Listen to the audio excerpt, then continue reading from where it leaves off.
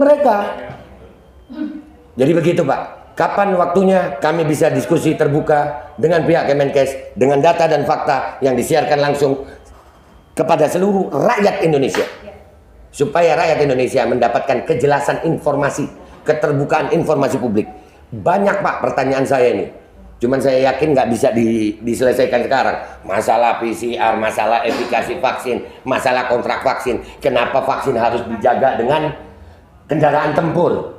Bahkan kalau ngirim vaksin ke Bandung itu jalan tol disteril Pak. Pakai barakuda dan disteril itu jalan tol. Ya, dan kenapa kenapa kalau memang tidak ada pemaksaan kok sampai ada intimidasi menggunakan aparat dengan seragam lengkap? Iya, listrik rumah diputus. Ini sudah terjadi di masyarakat. Dan kami juga menemukan banyak orang-orang yang akhirnya Pak dapat efek samping negatif. KIPI. Ya, dan ini minta maaf Pak.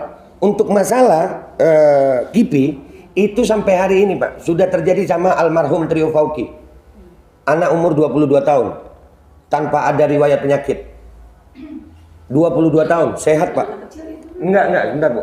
22 tahun. Setelah divaksin AstraZeneca meninggal dunia. Dan akhirnya diotopsi Pak. Itu Bapak bayangkan perasaan ibunya.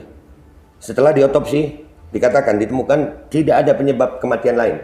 Tidak punya penyakit. Tapi begitu ditanya, apakah ini efek vaksin? Pihak dari Kementerian Kesehatan bilang apa? Kami tidak bisa memastikan ini vaksin. Terus apa Pak?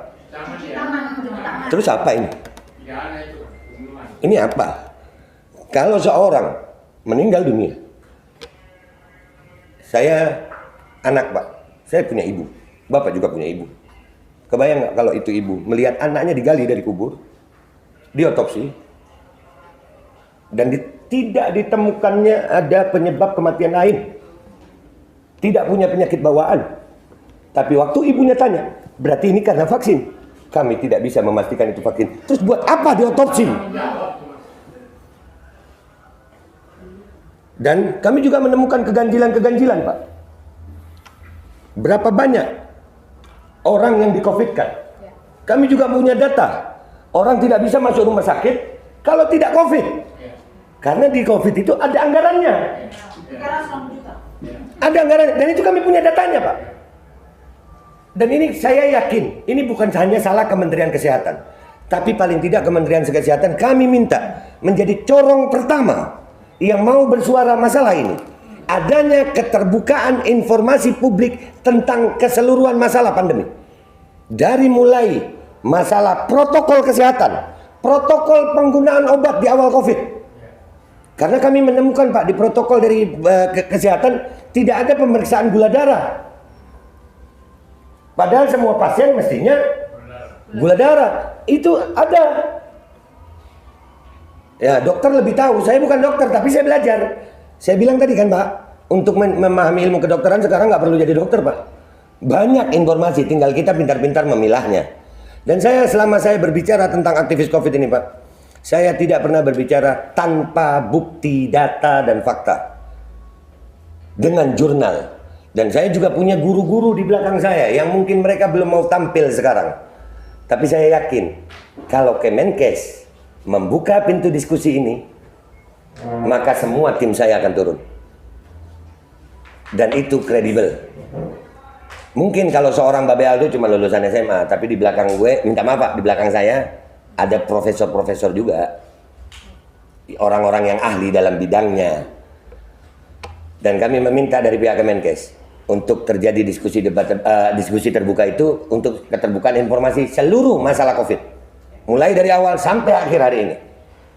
Dan kalau itu tidak dipenuhi, maka kami menengarai bahwasanya memang terjadi rencana busuk di balik pandemi.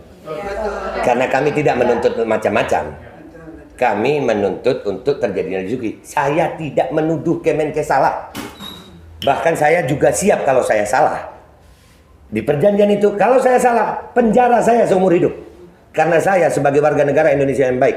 Dengan selama ini perjuangan saya, berarti saya salah. Dan saya telah mengacaukan program pemerintah. Dan untuk itu, saya rela dihukum seumur hidup. Sebagai bentuk cinta saya kepada negara kesatuan Republik Indonesia. Tapi kalau saya benar, tolong rubah semua kebijakannya. Kita perlu pejabat-pejabat yang punya integritas terhadap bangsa. Kita nggak mau nurut-nurut aja Pak sama asing.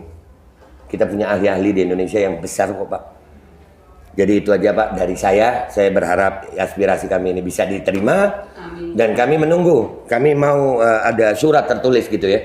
Jadi ada jaminan bahwasanya kami akan dapat diskusi debat terbuka itu. Terima kasih Pak, itu dari saya.